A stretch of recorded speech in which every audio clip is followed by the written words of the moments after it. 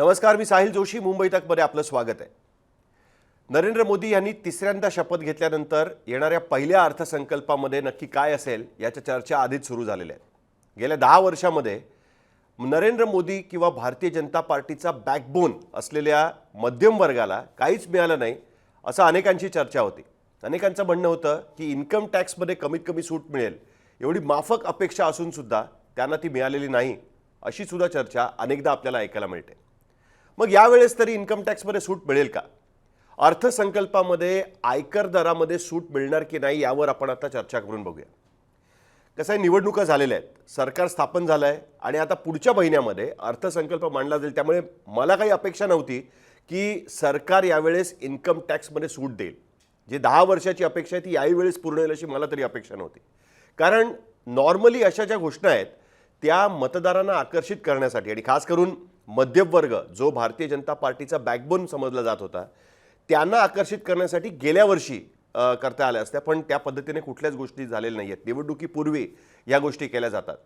पण आता ज्या निवडणुका होणार आहेत, कारण लोकसभेमध्ये या 3 राज्यांमध्ये खास करून भारतीय जनता पार्टीचा परफॉर्मन्स अत्यंत वाईट राहिलेला आहे. त्या म्हणजे महाराष्ट्र, हरियाणा आणि झारखंड या 3 राज्यांमध्ये आता विधानसभेच्या निवडणुका होणार आहेत. पण लोकसभा निवडणुकीसारख्या मोठ्या निवडणुका आता होणार नाही आहेत. म्हणजे एवढी नॅशनल इलेक्शन कुठल्याही पद्धतीने होणार नाही आहेत. तरीसुद्धा 2 आंतरराष्ट्रीय वृत्तसंस्था आहेत, रॉयटर्स आणि ब्लूमबर्ग, यांनी असं वृत्त दिलं आहे की सरकार 5 ते 15 लाख रुपयांचं उत्पन्न गट जो आहे किंवा ती स्लॅब जी आहे त्या गटामध्ये जे लोक आयकर भरणा करतात त्यांना सूट देऊ शकतं अशा पद्धतीची बातमी ही ब्लूमबर्ग आणि रॉयटर्सने दिली आहे. म्हणून आपल्याला ही चर्चा करावी लागते. त्याच्यामुळे प्रश्न हा आहे की निवडणुका नसताना, निवडणुका संपल्यानंतर, विधानसभेच्या निवडणुकांपूर्वी अशा पद्धतीने सरकार इन्कम टॅक्समध्ये सूट द्यायचा विचार का करू शकतं किंवा करत असेल तर कशामुळे ती गोष्ट होतीये हे आपण समजून घेतलं पाहिजे. पण नुसतं इन्कम टॅक्सच नाही आहे, तर पंतप्रधान किसान सन्मान निधी म्हणजे प्रधानमंत्री किसान सन्मान निधी जो आहे ज्याच्या अंतर्गत दर वर्षाला शेतकऱ्यांना 6,000 रुपये दिले जातात, त्यात सुद्धा वाढ करून ते 8,000 रुपयांपर्यंत करू शकतं अशी सुद्धा चर्चा ब्लूमबर्ग आणि रॉयटर्सनी दिलेली आहे. अजून एक महत्त्वाची गोष्ट की ज्या मनरेगाची खिल्ली सरकार उडवायची त्याच्यामधनं जे किमान वेतन दिलं जातं त्याच्यामध्ये सुद्धा वाढ होऊ शकते अशी सुद्धा चर्चा आहे. म्हणजे निर्मला सीतारामन ज्यावेळेस आपलं पहिलं बजेट मांडतील या सरकारमधलं, त्यावेळेस एकतर इन्कम टॅक्समध्ये सूट 5 ते 15 लाख उत्पन्न गटातल्या, त्याचबरोबर किसान सन्मान निधीमध्ये 2,000 वाढ आणि मनरेगाचं जे किमान वेतन आहे त्याच्यात सुद्धा वाढ होण्याची शक्यता आहे असं ह्यांनी सांगितलेलं. तर असं काय, आणि याचा पूर्ण खर्च ऑलमोस्ट 50,000 कोटी रुपयाचा फटका हा सरकारला बसणार आहे. त्यामुळे प्रश्न हा सतत निर्माण होतोय की निवडणुका झालेल्या आहेत तरीसुद्धा सरकार हे कशासाठी करत आहे.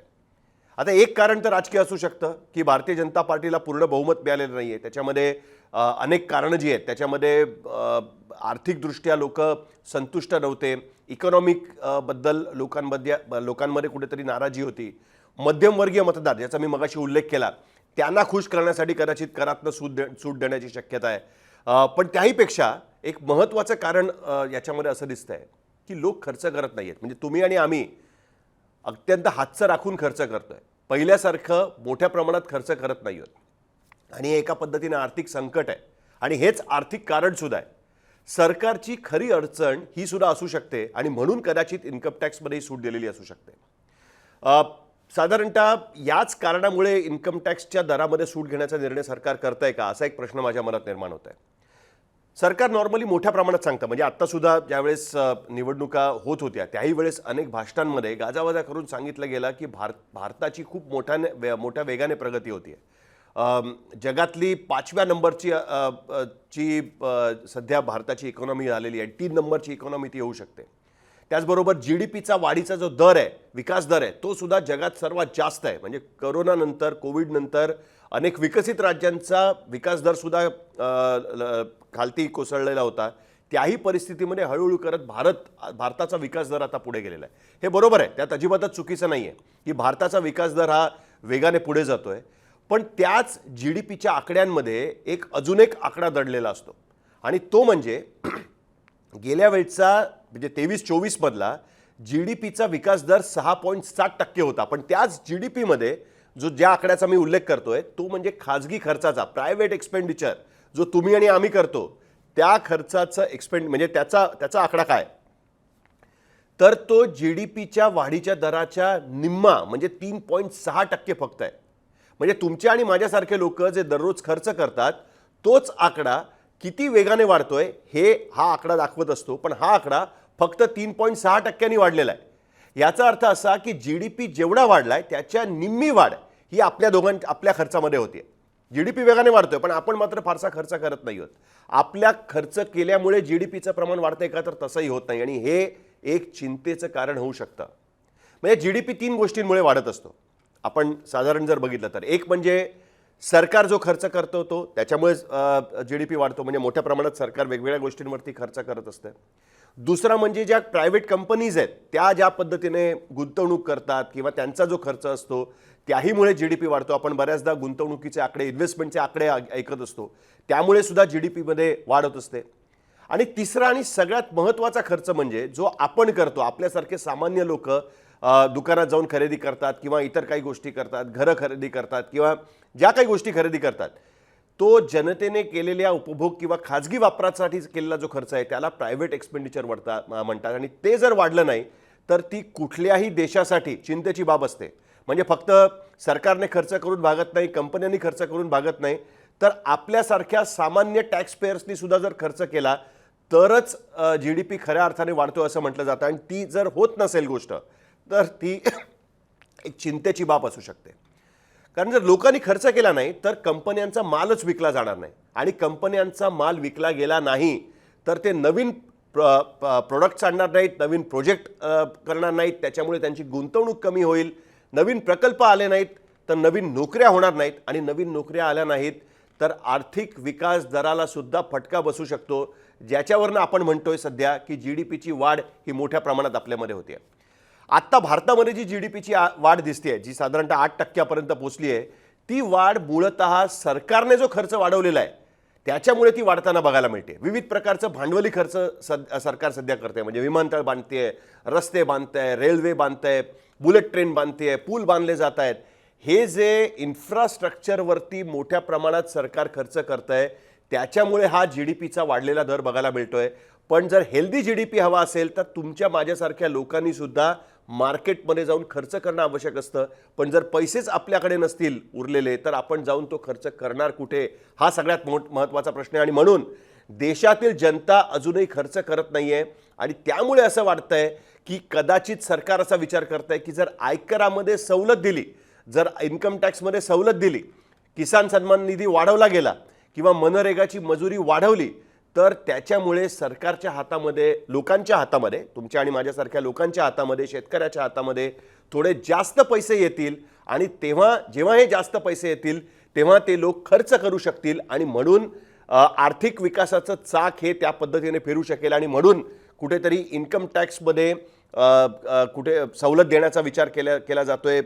शेतकऱ्यांचा ना जे डायरेक्ट ट्रान्सफरने पैसे दिले जातात 6,000 रुपये, ते वाढवण्याबद्दल विचार केला जातोय आणि इतर गोष्टींचा विचार केला जातोय. पण लोक खर्च का करत नाहीये यावर तर आपली चर्चा झाली आहे. पण मुद्दा असा आहे की लोक हे महागाईने हैराण झालेले आहेत. आणि निवडणुकीच्या निकालात सुद्धा ते दिसून आलं.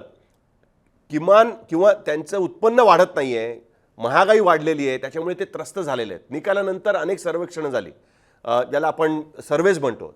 त्या सर्वेमध्ये सुद्धा महत्त्वाचं कारण लोकांनी त्रासाचं हे सांगितलं होतं की आम्हाला महागाई दर वेगाने वाढत आहेत, फूड इन्फ्लेशन मोठ्या प्रमाणात वाढत आहे. म्हणजे जे आपण खाण्यापिण्याच्या वस्तू खरेदी करतो त्याची महागाई वाढते. आणि त्या बदल्यामध्ये त्याच्या पर्स्पेक्टिव्हमध्ये जेवढ्या प्रमाणामध्ये आपलं उत्पन्न वाढलं पाहिजे त्या प्रमाणात ते उत्पन्न वाढत नाही. आणि त्याहीमुळे कुठेतरी असं दिसतंय की लोक खर्च करत नाहीत. आणि म्हणून आयकरात सूट मिळाली किंवा मनरेगाची मजुरी वाढली, सन्मान निधी वाढला तर लोकांच्या हातात थोडे पैसे येतील. आणि जेणेकरून लोकांचं प्रायव्हेट कन्झम्पशन वाढू शकेल. आणि हेच कुठेतरी सरकारला वाढवायचं आहे. प्रायव्हेट कन्झम्पशन वाढलं तर त्याचा फायदा FMCG कंपन्या, म्हणजे जी प्रॉडक्ट्स बनवतात, जी आपली खाण्यापिण्याची रेग्युलर प्रॉडक्ट्स असतात, त्या FMCG कंपन्यांना सुद्धा त्याचा फायदा होईल.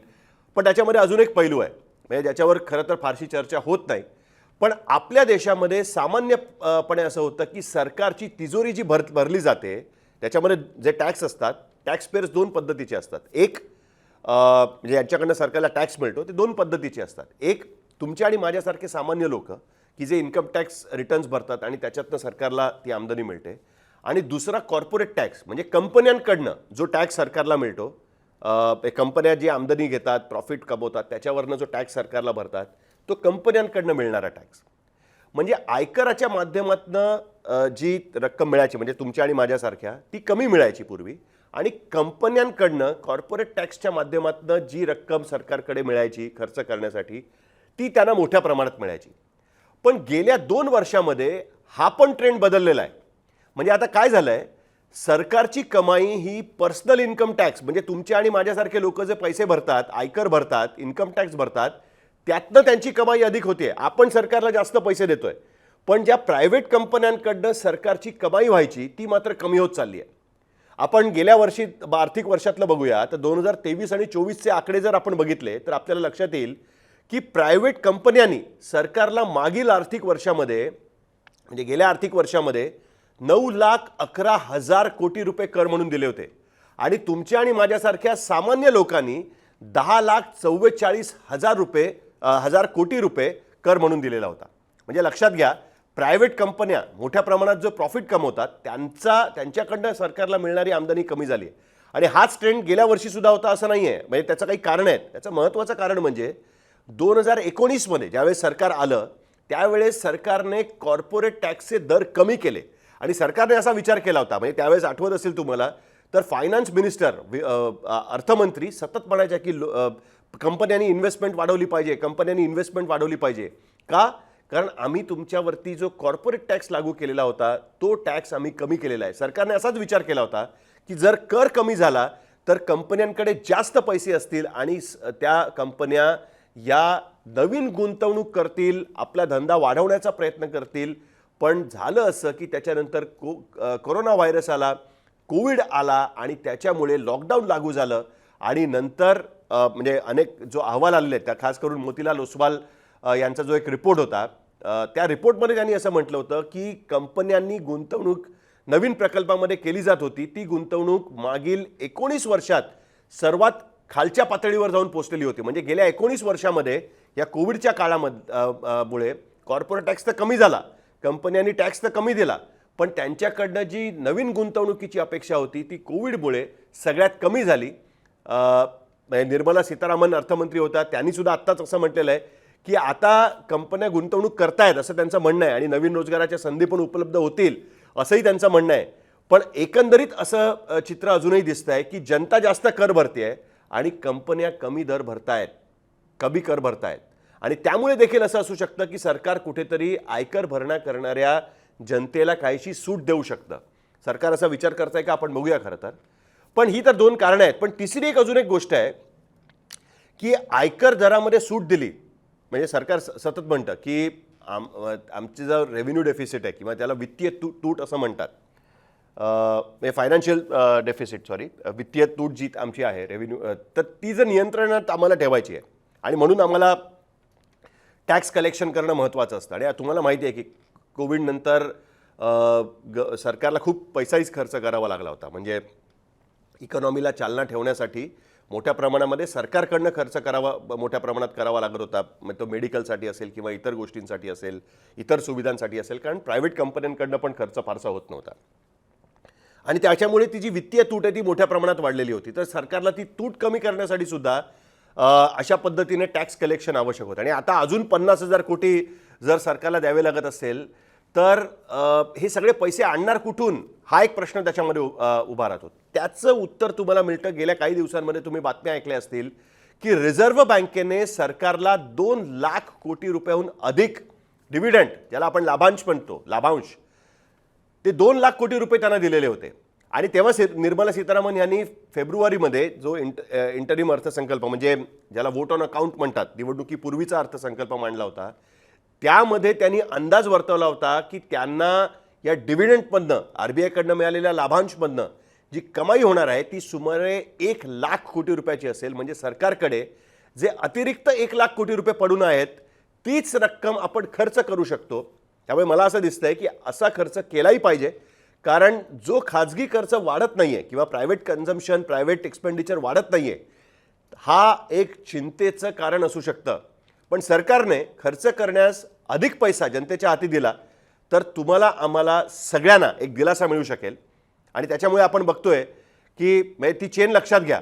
तुम्ही आणि आम्ही खर्च नाही केला तर वस्तू विकल्या जाणार नाहीत. वस्तू विकल्या गेल्या नाहीत तर कंपन्या नवीन इन्व्हेस्टमेंट करणार नाहीत. नवीन इन्व्हेस्टमेंट जर केल्या गेल्या नाहीत तर नवीन नोकऱ्या तयार होणार नाहीत. नवीन प्रोजेक्ट्स लॉन्च होणार नाहीत. आणि आपण सध्या बघतोय महाराष्ट्रामध्ये 17,000 कॉन्स्टेबल्सच्या जॉबसाठी 17 लाख ॲप्लिकेशन आलेली होती. ही अशाच पद्धतीची परिस्थिती राहील. त्यामुळे सरकारला सुद्धा या बाबतीत कुठेतरी विचार करावा लागणार आहे. त्यामुळे यावेळच्या बजेटमध्ये हे इन्कम टॅक्समध्ये सूट आपल्याला मिळते का यावरती आपण लक्ष ठेवूया.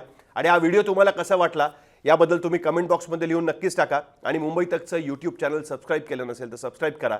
बेल आयकॉनवर क्लिक केलं तर तुम्हाला आमचे अपडेट्स मिळू शकतात. बघत राहा मुंबई तक.